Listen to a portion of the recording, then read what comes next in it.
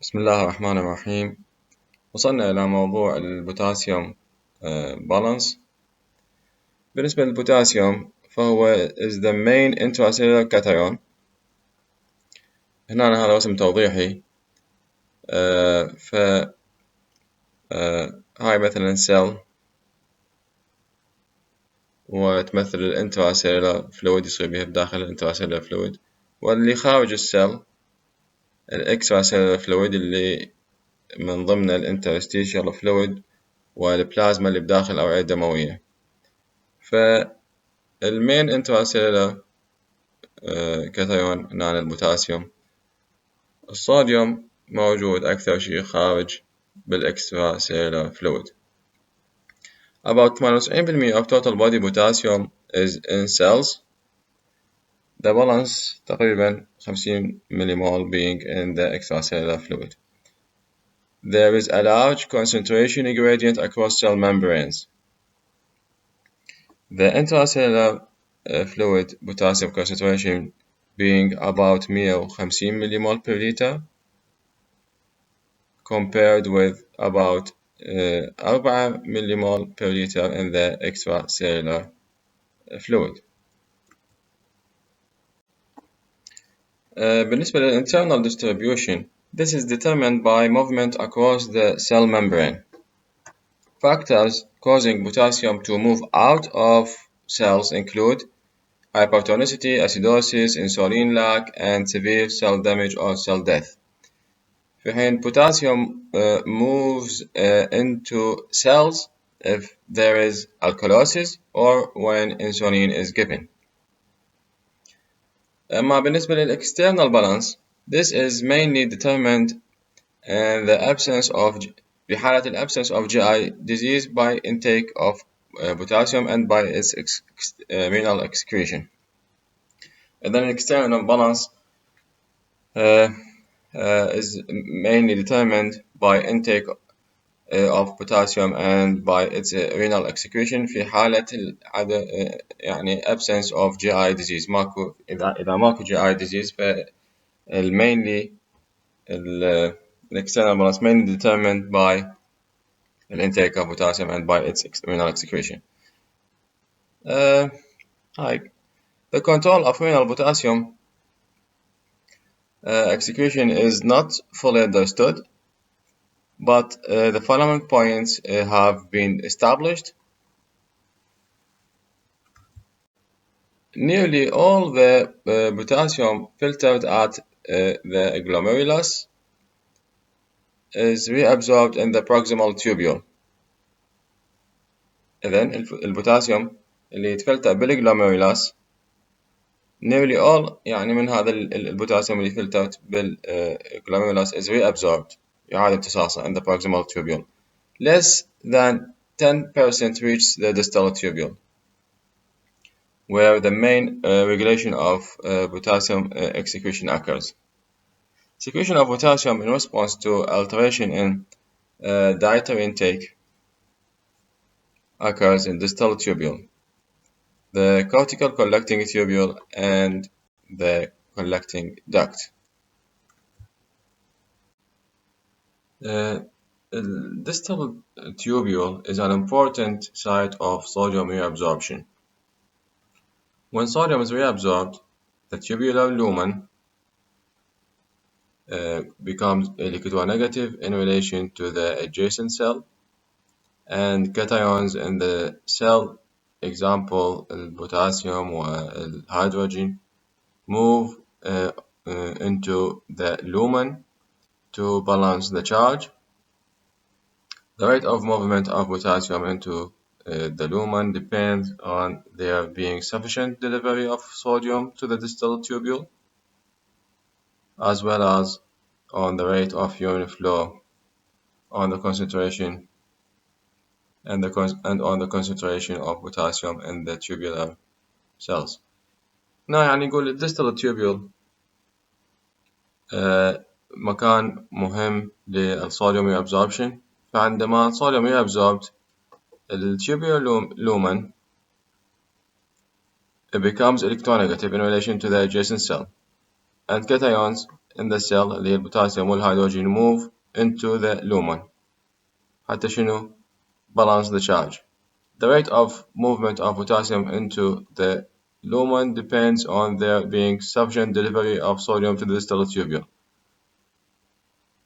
And then the rate of movement of potassium into the lumen يعتمد على there being sufficient delivery يعني الصوديوم بده يوصل للديستال tubule بكميات sufficient كافية as well as on the rate of urine flow and on the concentration of potassium in the tibial cell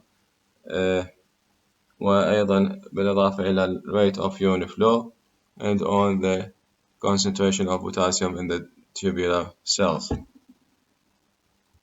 The concentration of potassium in the tubular cells depend largely on ATPase and the ATPase dependent sodium potassium exchange with the peritubular fluid, i.e. the extracellular fluid.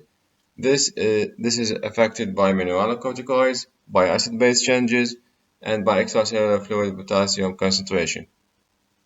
The tubular cell potassium tends to be increased by hyperkalemia, by mineralocorticoid excess, and by alkalosis, all of which tend to cause an increase in potassium excretion. الآن نأخذ abnormalities of a plasma potassium concentration. The reference range of plasma potassium concentration is 3.3 to 4.7 millimole per liter. The important and often life-threatening clinical manifestations of abnormalities of plasma potassium concentration are those relating to disturbances of neuromuscular excitability and of cardiac conduction. Any patient with an abnormal plasma potassium concentration who also show signs of muscle weakness or of cardiac arrhythmia should have cardiac monitoring with electrocardiography, ECG. The abnormal plasma potassium concentration should be corrected with appropriate monitoring during treatment. الهايبوكاليميا واللي موجودة في هذا التيبل سنأخذه في وقت لاحق must not be equated with potassium depletion, and the hyperkalemia أيضا هناك تيبل يخص موضوع الهايبركاليميا سنأخذه لاحقا must not be equated with potassium excess.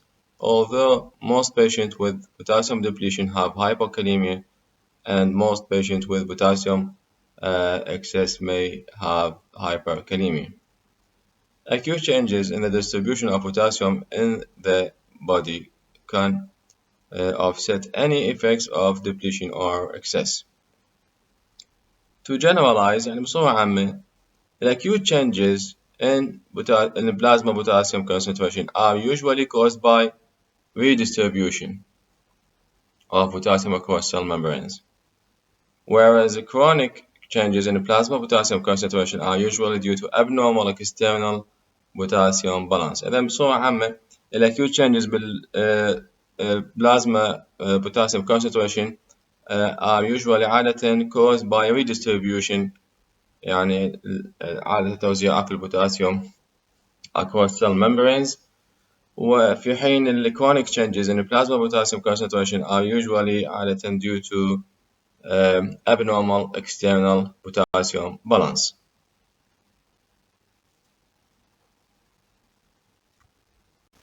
بالنسبة لموضوع الهايبوكاليميا فهناك altered internal distribution وهذا يشمل shift of potassium into cells. وهناك أسباب لهذا الموضوع. فهناك acute shifts of potassium into cells may occur in alkalosis في حالات الألكالوسيس. But the hypokalemia may be more closely related to the increased renal excretion of potassium. هنا patients with respiratory alkalosis هذه الحالة respiratory alkalosis تأخذوها في chapter آخر يخص الأسيد بيس بالانس. فالمرضى اللي عندهم حالة respiratory alkalosis caused by voluntary hyperventilation rarely show hypokalemia، ولكن patients اللي on prolonged assisted ventilation may have low plasma potassium if the alveolar PCO2 is low for a relatively long period. إذن هاي في حالات الألكالوسيس. الحالة الأخرى مثلا الإنسولين in high dosage given intravenously. إذا الإنسولين بجرعات عالية وأعطيه intravenously it promotes the uptake of potassium by liver and muscles. Acute shift of potassium into cells may occur in diabetic ketoacidosis. هذه الحالة يسمونها diabetic ketoacidosis DKA shortly after starting treatment. إذن هذه حالة acute shift of potassium into the cells may occur في حالة diabetic ketoacidosis shortly after starting treatment. الحالة الأخرى الأدرينالين and other beta-adrenergic agonists. شو يسوون ذني؟ أيضا stimulate the uptake of potassium into cells. This may contribute to the hypokalemia appearing in patients after a myocardial infarction, since catecholamine levels are likely to be increased in these patients. Hypokalemia effects of salbutamol, هذا الدواء, a synthetic beta-adrenergic agonist, have also been described. وأيضا هناك حالة أخرى هي cellular incorporation of potassium may cause hypokalemia. شوكت in states where cell mass rapidly increases. في الحالات اللي cell mass rapidly increases. Examples أمثلة عليها include مثلا treatment of severe megaloblastic anemia. هذا النوع من الأنيميا اللي يسمونه megaloblastic anemia. ففي حالات علاج of severe megaloblastic anemia with vitamin B12 and folate. هذه واحدة من الأمثلة. المثال الآخر and the parenteral refeeding of wasted patients, especially if insulin is also administered. It also occurs when there is a rapidly proliferating leukemic cells. هذني أمثلة على هذه الحالة. إذن أسباب الهايبوكاليميا اللي يصير بها altered internal distribution shift of potassium into the cells. الآن نأخذ altered external balance اللي يصير deficit intake of potassium. The prolonged deficient intake of potassium can lead to a decrease in total body potassium, eventually manifested as hypokalemia. This may occur في حالة مثلا chronic and severe malnutrition in the developing world, and حالة الأخرى in the elderly on deficient diets and in anorexia nervosa. هذا أيضا حالة تسمى بالأنوركسيا نيرفوزا. إذا هذه الحالات اللي يصير بها deficient intake of potassium.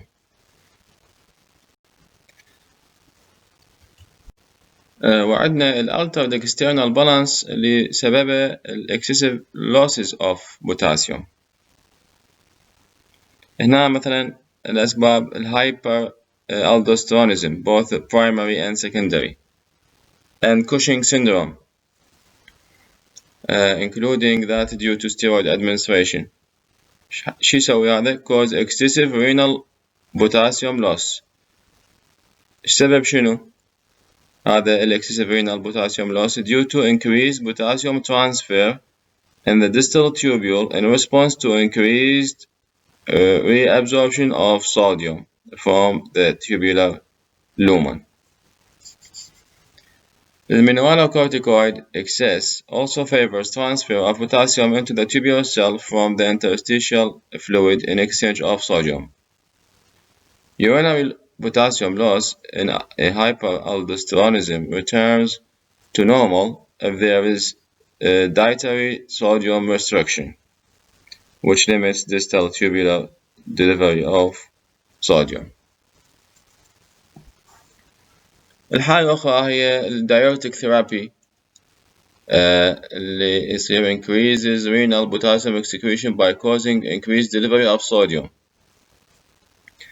diuretic therapy يعني استعمال الأدوية الدايوريتكس المدررات. فش يصير؟ increase renal potassium excretion by causing increased delivery of sodium to the distal tubule and increased urine flow rate. Diuretics may also cause hypovolemia with consequent secondary hyperaldosteronism. مثل ما قلنا عن hyperaldosteronism في النقطة الأولى. وأكو حالات الأسيدوسيس and alkalosis both affect renal potassium excretion in ways that are not fully understood. مثلا الأكيوت acidosis causes potassium retention. الأكيوت alkalosis cause increased potassium excretion. However, chronic acidosis and chronic alkalosis both cause increased potassium excretion. other causes تشمل GI fluid losses يعني من gastrointestinal tract fluid losses often cause potassium depletion. However, if gastric fluid يعني الفلويد اللي بالمعدة gastric fluid is lost in large quantity, renal potassium loss due to the combined effects of the resultant secondary hyperaldosteronism and the metabolic alkalosis is the main cause of potassium depletion, rather than direct loss of potassium in gastric juice.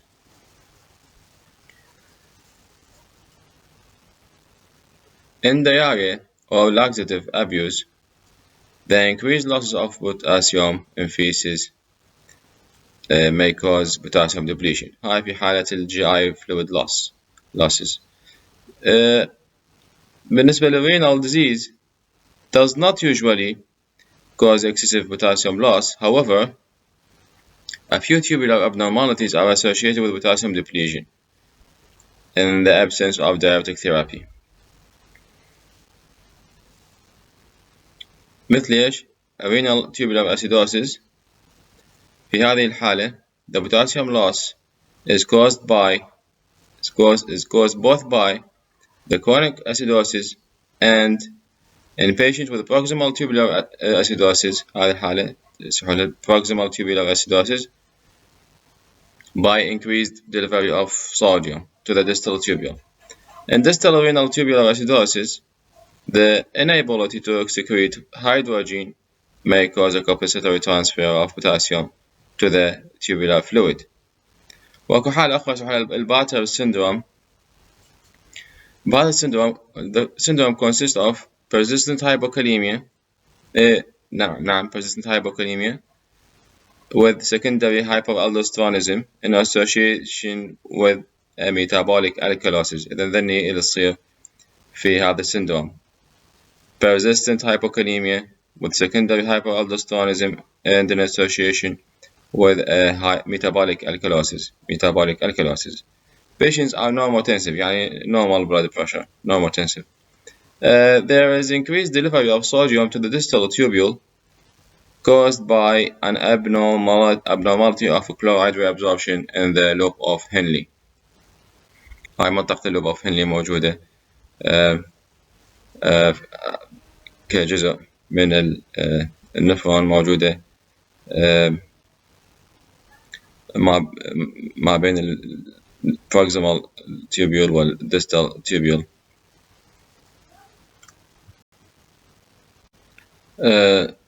النفرون composed of renal corpus كل اللي يصيحوا لها الجلوميرولس وأكو proximal tubule اللي بconvoluted and straight component وتشبتوا في بعض الأحيان أكو يسمحون proximal convoluted tubule. فبس حنا مودين المصطلحات تكون مفهومة تعرفون دني شنو. وأكو الانترميد tubule اللي هو اللوب أوف هنلي بس اللي أخذناه. وأكو distal convoluted tubule. وأكو connecting tubule.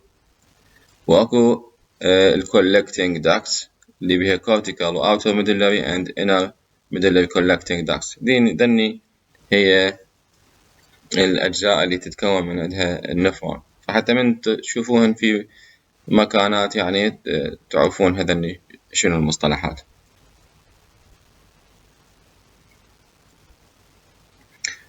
هسه هذني الأسباب اللي أخذناها اللي tubular abnormalities اللي associated with potassium depletion في حالة absence of diuretic therapy، غياب الdiuretic therapy. قلنا أكو renal tubular acidosis وأكو الباتر syndrome. الأسباب الأخرى للaltered external balance excessive loss of potassium، excessive sweating، التعرق excessive sweating. The sweat potassium concentration is higher than extracellular fluid concentrations. So excessive يعني الكثير أو الشديد sweat losses، فقدان العرق الشديد can result in potassium depletion and hypokalemia. إذن هذني أسباب altered external balance. قلنا أكو deficient intake of potassium وأكو altered external balance excessive loss of potassium. وقلنا هذه بأسباب hyperaldosteronism، الdiuretic therapy. طبعا hyperaldosteronism both primary and secondary and Cushing syndrome والdiuretic therapy acidosis and alkalosis GI fluid losses renal disease. قلنا تشمل renal tubular acidosis الباتر syndrome. وهنا excessive sweating اللي هو التعرق الزائد أو المفرط. ووصلنا إلى other causes of hypokalemia مثل الارتيفاكت اللي هو مثل عليه collection of blood sample from a vein near a site of IV infusion where the fluid has a low potassium concentration. الآن نرجع نشوف الجدول لل causes of hypokalemia. هذا التيبل causes of hypokalemia. هنا نعطي الكوز والكاتيجوريز والإكزامبل نعطي. فبالنسبة للكوزز فهناك artifact مثلا أسباب artifact specimen collected from an infusion site or near to one. السبب الآخر قد يكون redistribution of potassium between extracellular fluid and intracellular fluid. والأمثلة عليه alkalosis، familial periodic paralysis، hypokalemic form، treatment of hyperglycemia with insulin. والسبب الآخر abnormal external balance، وهذا يشمل inadequate intake كما في حالة الأنوركسيا نرفوزا الكحوليزم كأمثلة. والبوث rare دني كلاهما حالات نادرة. abnormal losses from the GI tract examples عندنا vomiting، nasogastric aspiration، diarrhea، fistula. وأكو abnormal losses from the renal tract examples diuretics، osmotic diuresis، renal tubular acidosis، aldosteronism، Cushing syndrome، Barter's syndrome. إذن هذا الجدول يوضح causes of hypokalemia.